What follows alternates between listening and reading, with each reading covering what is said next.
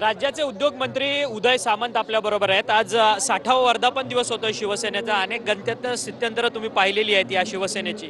6 खासदार फुटलेले आहेत, तुमच्या पक्षात येतात आहेत। त्याचा आरोप तुमच्यावरती आणि तुमच्या पक्षांवरती लावला जातोय। 15-15 कोटी रुपये ॲडव्हान्स तुम्ही दिले आहेत, तुम्ही दिले असा आरोप आहे सगळा। खरंच हा सगळा पैशांचा डील झालेला व्यवहार झालेला आहे? नाही, याच्यामध्ये आता 50 कोटी, जसे आमच्या वेळी 50 कोटीपर्यंत गेले तसं 50 कोटीपर्यंत जातील, फेक नरेटिव्ह सेट करतील। मला असं वाटतं की या सगळ्यामध्ये काही अर्थ नाही, काही तथ्य नाही आणि या सगळ्या गोष्टीमध्ये फक्त उरलेल्या युबीटीच्या कार्यकर्त्यांना मॉरल सपोर्ट देणं एवढाच या ठिकाणचा उद्देश आहे। तुम्ही ते 6 खासदार तुम्ही फोडलेत की नाही? अर्थात मग तुमच्या पक्षात येणार आहेत की ते कोणत्या तरी दुसऱ्या छोट्या पक्षामध्ये जाणार? अर्थात टीएमसी जशी स्प्लिट झाली तशी आपण फोडले कसं काय म्हणू शकतो? जर राजकीय दृष्ट्या घेतलेला निर्णय खासदार स्वतः योग्य आहे म्हणून सांगत असतील तर त्याला आपण फोडलं कसं काय म्हणू शकतो? त्याच्यामुळं साहेबांच्या नेतृत्वावर विश्वास ठेवत ते सगळे आलेले आहेत।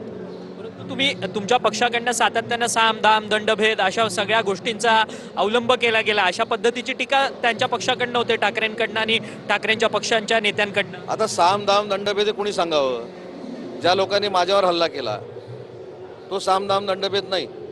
जो यवतमाळमध्ये माझ्यावर हल्ला झाला तो काय साम दाम दंडभेद नाही। त्याच्यामुळं आधी पहिली गोष्ट भास्कर जाधव साहेबांनी